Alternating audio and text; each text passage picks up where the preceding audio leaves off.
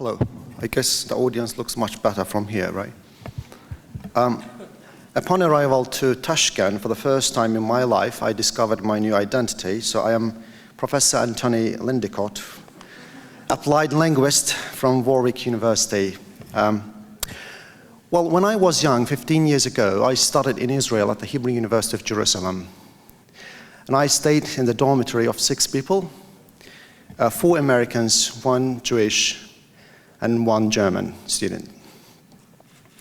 Well, I was baffled by the fact that Americans didn't understand each other, or they were speaking presumably in the same language. But the context does matter. So we assume that we do speak English, but oftentimes we don't necessarily understand the very language behind. Well, is the more English the better? Can I have my slides, please? We believe that the more English is better, but of course if the quality is under discussion, because oftentimes we do not necessarily put much emphasis on quality, but rather kind of put into circulation a number of EMI programs, but no one does care about the quality. Well, it may sound so extreme, but when the quality matters, so we oftentimes look at the competitiveness indeed. So I'm concerned about the fact that globally there is a tremendous growth of EMI programs. For example, Stipendium Hungaricum, which is a Hungarian government scholarship. So Hungary alone receives 5,000 students. That means Hungarian government provides 5,000 scholarships globally. And the universities are pushed to offer more courses in English. So for example, as to my knowledge, there are more than 750 courses, well in fact degrees, offered in English alone. There are many other languages on agenda, such as Romanian, Russian, French, German, and so forth. So I understand it completely because there is a massive education globally, so we have to provide equal access to higher education, which also serves to 2030 SDG agenda, but we should not necessarily sacrifice quality as well. Well, Phillips in 1992 argued that there is a linguistic imperialism.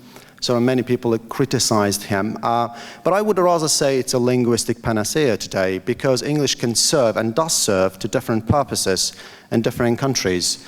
That means it can increase employability. It serves as a means of media communication. So without English, we cannot necessarily communicate today.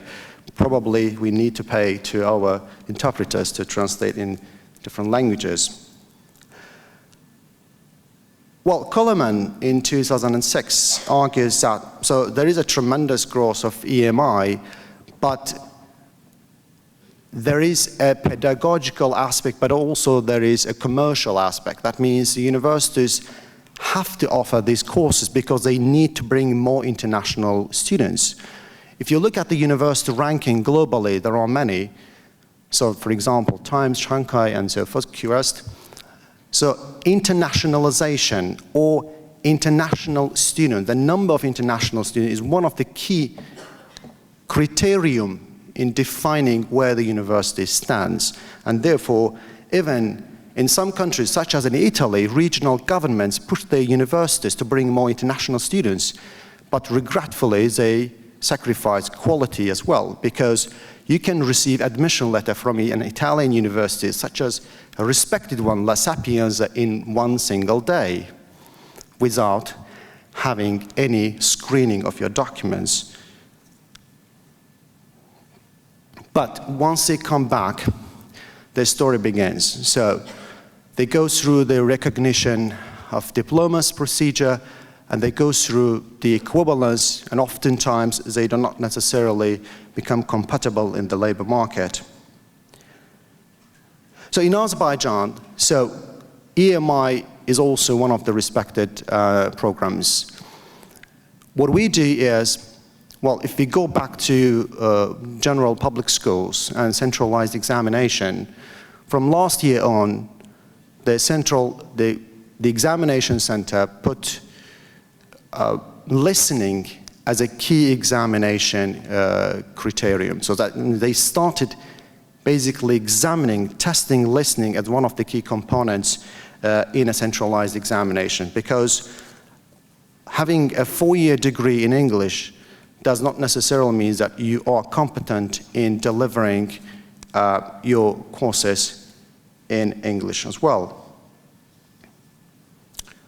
The positive experience is over there. May I have one more minute? The positive experience is over there. That means the universities do have their programs in English in order to have more access to the global market. And also the Ministry of Education did also launch a specific program which literally is called Tomorrow, but that means competent students of tomorrow, in order to have a piloting competitive components in a specific universities in order to make them be able to replicate it in the future in different universities as well. So we have done great work with British Council through SPECS program, teaching excellence in state schools, in public schools, and we have trained more than 1,000 teachers in order to promote, actually, to increase their speaking competencies and also the writing abilities as well. Well, textbooks do matter as well, because oftentimes textbooks define what you read and what kind of teacher you become. And we have also done a textbook revision with British Council, and from this year on we have an outstanding experience with Macmillan Publishing, through which we have launched an alternative textbook in English.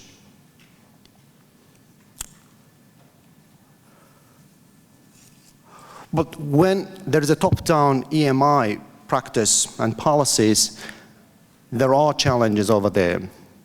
And the key message is that we should not necessarily sacrifice the quality rather than having the quantity, the growing EMI programs. And therefore, there are different tools and mechanisms we can apply.